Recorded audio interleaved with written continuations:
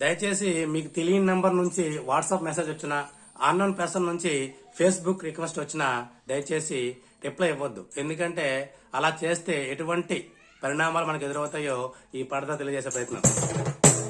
నమ్మొద్దుర బాబు WhatsApp ని, నువ్వు నమ్మొద్దుర బాబు Facebook ని. నమ్మొద్దుర బాబు వాట్సాప్ ని, నువ్వు నమ్మొద్దుర బాబు ఫేస్బుక్ ని. పట్టొద్దుర బాబు యాక్సెప్ట్ ని, నువ్వు పెట్టొద్దుర బాబు రిక్వెస్ట్ ని.